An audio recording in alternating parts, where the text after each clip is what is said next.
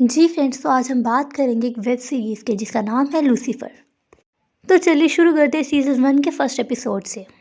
इस कहानी की स्टार्टिंग होती है लूसीफ़र से, जिसे जन्नत से निकाल कर जहन्नुम में डाल दिया जाता है एक सज़ा के तौर पे, जब तक कि उसने वेकेशन का नहीं डिसाइड किया होता है। यानी कि अब लूसीफ़र ने जहन्नुम से निकल कर ज़मीन पर छुट्टियाँ मनाने के लिए आने का डिसाइड किया था। ये बात होती है सन 2016 की। यहाँ पर हमें हेल का डेविल एक इंसानी रूप में दिखाया जाता है और वो अपनी गाड़ी में तेज़ रफ्तार कहीं आगे जा रहा होता है। तभी पुलिस की नज़र उसे पड़ती है और उसका पीछा करते करते उसके करीब पहुँच जाती है। इसीलिए लूसीफ़र को अपनी गाड़ी रोकनी पड़ती है। तो लूसीफ़र उस पुलिस वाले से कहता है कि आखिर तुम मेरा पीछा क्यों कर रहे हो, तुम मुझसे क्या चाहते हो। जिस पर पुलिस वाला कहता है कि तुम अपनी गाड़ी काफ़ी ज़्यादा तेज़ भगा रहे हो, तुमने शहर के रूल्स तोड़े हैं। तो लूसीफ़र कहता है कि क्या तुमने कभी रूल्स नहीं तोड़े। तभी वो पुलिस वाला हिप्नोटाइज होकर अपने सारे गुनाह से बता देता है। हालांकि वो कहना तो नहीं चाहता था, लेकिन फिर भी वो उसे सब बता देता है। उसे ये भी बताता है कि मैंने कई बार गाड़ी के रूल्स तोड़े हैं, यानी उसने भी कई बार ट्रैफिक रूल्स तोड़े हैं। इस बात से लूसीफर हंसने लगता है और पैसे निकालता है और उसे पूछता है कि क्या तुम्हें पैसे चाहिए। जिस पर वो पुलिस वाला कहता है हाँ मुझे इसकी ज़रूरत है, पर नेक्स्ट टाइम से गाड़ी थोड़ी स्लो चलाना। उसके बाद लूसीफर वहाँ से निकल जाता है और पहुंचता है खुद के बार में। वहाँ पर हमें हेल की एक और डीमन दिखाई देती है जिसका नाम होता है मेज़किन, जिसे हर बार लूसीफर मेज़ नाम से बुलाता है। मेज़ लूसीफर से कहती कि आखिरकार तुम इंसानी काम छोड़कर फिर से जहन्नुम में कब जाओगे, क्योंकि वहाँ पर तुम्हारी ज़रूरत है। तुम मेरी बात क्यों नहीं मान रहे, मेरी बात को समझ क्यों नहीं रहे हो। और तभी वहाँ पर सारा समय रुक जाता है और वहाँ पर एक और कैरेक्टर की, यानी इस कहानी के एक और कैरेक्टर की एंट्री होती है जिसका नाम होता है एमेनगेल। वो बेसिकली लूसीफर का भाई होता है और उसे धमकाता है। वो कहता है कि हमारे पिता यानी हमारा बाप तुम पर ज़्यादा मेहरबान नहीं होगा और अगर तुम अपनी जान बचाना चाहते हो तो जितना जल्दी हो सके वापस से जहन्नुम में आ जाओ, क्योंकि तुम नहीं जानते तुम्हारे बिना जहन्नुम में क्या क्या हो रहा है। मगर लूसीफर उसकी कोई बात नहीं मानता और उसे जाने के लिए कह देता है। उसके बाद लूसीफर एक लड़की से मिलता है जिसका नाम होता है डलाइला, और वह डलाइला से बातें करने लगता है। डलाइला कहती है कि मैं काफ़ी ज़्यादा परेशान हूँ। जिस पर लूसीफर कहता है कि तुम्ही ने तो ये लाइफ चुनी थी, अब तुम इनसे परेशान क्यों हो। दयाला कहती है कि कुछ लोग ऐसे हैं जो मुझे परेशान कर रहे हैं, मैं तुम्हारी मदद चाहती हूँ। लूसीफर कहता है मैं तुम्हारी मदद कर सकता हूँ, लेकिन इसके बदले में मुझे कुछ चाहिए। तो डलाइला कहती है वो क्या है। लूसीफर उसे कहता है कि मैं बस यही चाहता हूँ कि तुम कभी बिखरना मत। और इसके बाद वो गाड़ी में बैठकर दोनों कहीं जा रहे होते हैं, लेकिन तभी एक इंसान उन पर गोलियां चलाने लग जाता है। अब क्योंकि लूसीफर तो इमॉर्टल होता है, इसलिए उस पर गोलियों का कुछ असर नहीं होता, लेकिन वहीं डलाइला जान से मारी जाती है। वहीं कुछ ही दूरी पर उसकी गाड़ी भी टकरा जाती है और वो भी जान से मारा जाता है। लेकिन लूसीफर में उसे फिर से जिंदा करने की ताकत होती है। लूसीफर उसे फिर से जगाकर उससे पूछता है कि आखिर तुमने उस पर गोलियां क्यों चलाई। जिस पर वो कहता है कि मैं उसे पैसों की वजह से मारना चाह रहा था, और ये कहकर वो फिर से मर जाता है। उसी रात वहाँ पर दो डिटेक्टिव्स पहुँचते हैं, जिसमें से एक का नाम होता है क्लोई टेकर और उसके पति का नाम होता है डैन स्पोलोजा। वो दोनों इसी केस के ऊपर अपनी इन्वेस्टिगेशन कर रहे होते हैं, जहाँ पर क्लोई कहती है कि तुम कोई तो काम मेरे लिए छोड़ो, इस काम को मैं देखना चाहती हूँ, तुम इसके अंदर अपनी टांग मत अड़ाना। और इस हादसे की छानबीन करते हुए वो सीधा पहुँच जाती है लूसीफर के पास और वो उससे पूछती है कि क्या तुम वहाँ पर थे जब ये हादसा हुआ। जिस पर लूसीफर कहते हैं हाँ ये सारी वारदात मेरे सामने हुई है। जिस पर वो कहते हैं कि गोलियां तो तुम पर भी चली होंगी, लेकिन इसका असर तुम पर क्यों नहीं हुआ। तो लूसीफर कहता है कि मैं इमॉर्टल हूँ, न जाने तुम इंसानी बात कब समझोगे। हालांकि क्लोई को तब उसकी बातें समझ में नहीं आती, तो वो कहती है कि इस बारे में मैं तुमसे बाद में बात करूँगी, और ये कहकर वहाँ से चले जाती है।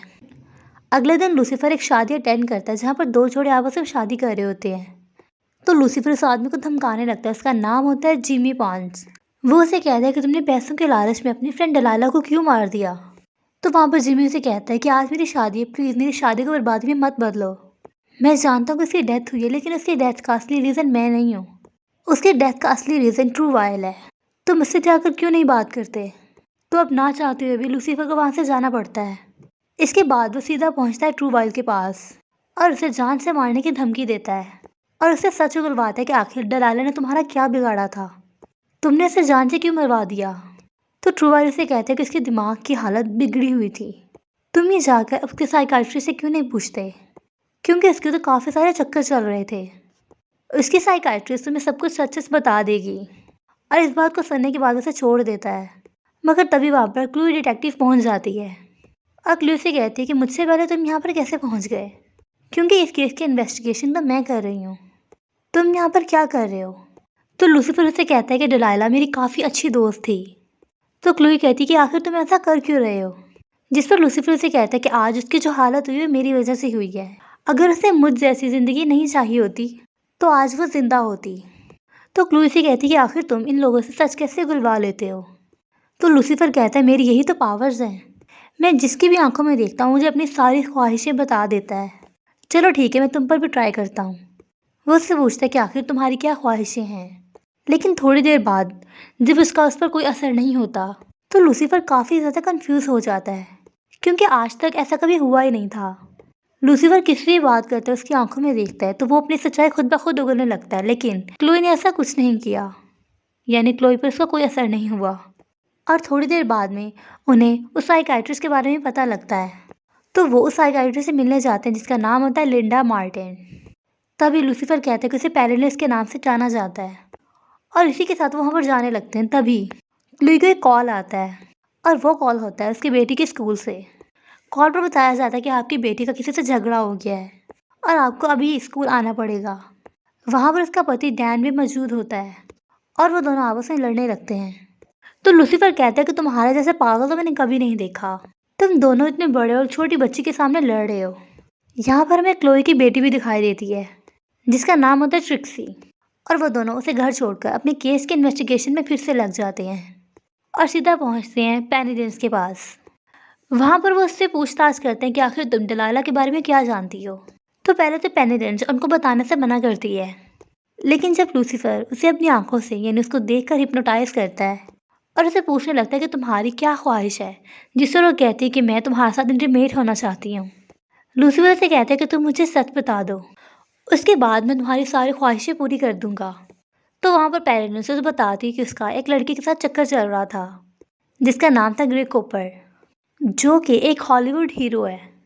इस बात को सुनने के बाद वहाँ से जाने लगते हैं, लेकिन पेनिडेंस उसे रोकने लगती है और कहती है कि तुमने मुझसे वादा किया था कि तुम मेरे साथ इंटीमेट होगे। तो क्लोई से कहती है कि क्या तुम सचमुच ऐसा करोगे? तो वहाँ पर लूसीफर कहता है कि हाँ, मैंने वादा किया था तो मुझे ऐसा करना होगा, मैं कभी भी अपना वादा नहीं तोड़ता। लेकिन अभी मुझे यहाँ से जाना है पेनिडेंस, मैं वापस आऊँगा और अपना किया हुआ वादा पूरा करूँगा। और इसके बाद दोनों पहुँच जाते हैं ग्रे कूपर के पास में, जो कि एक हॉलीवुड एक्टर होता है। और उसके साथ पूछताछ करने के बाद में उन्हें पता लगता है कि उसके हाथ में भी एक सेम टू सेम वैसी ही महंगी घड़ी है जो कि वारदात के टाइम उस आदमी के हाथ में थी। वो दोनों ही घड़ियाँ काफ़ी महंगी और कीमती थीं। तो लूसीफर उस आदमी से पूछता है कि आखिर तुमने डिलाइला को क्यों मारा? वो कहता है कि मैं डिलाइला से प्यार ज़रूर करता था मगर मैंने उसे मारा नहीं है। उनकी ये बातें चल ही रही थी कि तभी वहाँ पर ग्रे कूपर की पत्नी आ जाती है। उसकी बातें जानने के बाद लूसीफर और क्लोए वापस से बार में आ जाते हैं। तब भी क्लोई वहाँ पर टीवी देखने लगती है। तब उसे पता लगता है कि डिलाइला, जो कि एक पॉप स्टार थी, आज उसके सारे रिकॉर्ड्स की कीमत दुगनी हो चुकी है। तभी वहाँ पर उन दोनों के दिमाग की बत्ती चलती है और उनको याद आता है कि जब भी कोई पॉप स्टार मारा जाता है तो उसका क्रेडिट सबसे पहले तो उसके प्रोड्यूसर को जाता है, क्योंकि प्रोड्यूसर ने इसके पॉप रिकॉर्ड में पैसा लगाया होता है। तब उसे पता लगता है कि उसकी मौत का कोई और जिम्मेदार नहीं बल्कि जिमी बांस ही है। और इसी के साथ वो दोनों उसके घर पर पहुंच जाते हैं। वहाँ पर जिमी बांस अपनी एक रिकॉर्डिंग कर रहा होता है। तभी लूसीफर से कहता है कि आखिर तुमने जान से मारने की इसको क्यों कोशिश की? तो जिमी उसे कहता है कि वो मुझे परेशान करती, मुझे बार बार शादी के लिए कह रही थी, जबकि मैं उसके साथ में नहीं रहना चाहता था। इसलिए मैंने एक किराए के गुंडे को हायर किया। मेरे पास पैसे नहीं थे, इसलिए मैंने उसे अपनी महंगी घड़ी दे दी और उससे डिलाइला को जान से मरवा दिया। इस बात को सुनने के बाद लूसीफर का दिमाग बहुत ज़्यादा घूम जाता है और वो उसे मारने के लिए आगे बढ़ता है, लेकिन तभी उसके हाथ से गोली चल जाती है और सीधा वो गोली जाकर लगती है क्लोई को। वहाँ लूसीफर क्लोई को बचाता है और उसे कहता है कि मुझे सिर्फ 2 मिनट दो, मुझे बस एक अधूरा काम पूरा करना है। और वो अभी आकर जिमी बॉन्स को अपनी असली फेस यानी अपने असली फेस रिवील करता है। जिमी डेविल का फेस देखकर बहुत ज़्यादा डर जाता है और थोड़ी देर बाद में हमें सीन दिखाया जाता है हॉस्पिटल का, जहाँ पर क्लोई की आंखें खुलती है और वो लूसीफर से पूछती है कि आखिर मुझे यहाँ पर रहते हुए कितना टाइम हो गया है। तो वो उसे मजाक में कहता है कि तुम्हें 3 साल हो गए हैं। तुम्हारी आंखें 3 सालों बाद खुली है। पहले तो ये सुनकर काफी ज्यादा डर जाती है, लेकिन जब उसे लगता है कि वो मजाक कर रहा था तो उसे कहती है कि ठीक है, लेकिन एक बात बताओ, गोलियां तो हम दोनों पर चली थी। मैं तो यहाँ पर हॉस्पिटलाइज्ड हूँ और तुम बिल्कुल ठीक। ये कैसे हुआ? तो लूसीफर कहता है कि तुम इस बात को कब समझोगे कि मैं इमोर्टल हूँ। और तभी उनकी बेटी ट्रिक्सी भी वहाँ पर आ जाती है। तो उन दोनों को बातें करता छोड़ लूसीफर वापस से अपने बार में आ जाता है। और जैसे ही वो अपनी गाड़ी पार करता है तभी लूसीफर का सौतेला भाई वहाँ पहुँच जाता है। जैसे वहाँ पर आता है वहाँ का वक्त रुक जाता है। वो उसे कहता है अब भी मैं तुम्हें एक मौका दे रहा हूँ, तुम्हारे पास में एक डील है। अगर तुम अब भी जहन्नुम में वापस चले गए तो मैं तुम्हें जान से नहीं मारूंगा। लेकिन तभी लूसीफर उसे कहता है भाड़ में जाओ और मुझे परेशान करने कभी मत आना। उसके बाद लूसीफर अपने वादे को पूरा करने के लिए यानी अपने काम को पूरा करने के लिए पहुंचता है लिंडा मार्टिन के पास। और इसी के साथ ये एपिसोड यहीं पर ख़त्म हो जाता है। जी तो फ्रेंड्स, आपको ये एपिसोड कैसा लगा मुझे लाइक और कमेंट करके ज़रूर बताइएगा। Thank you for watching.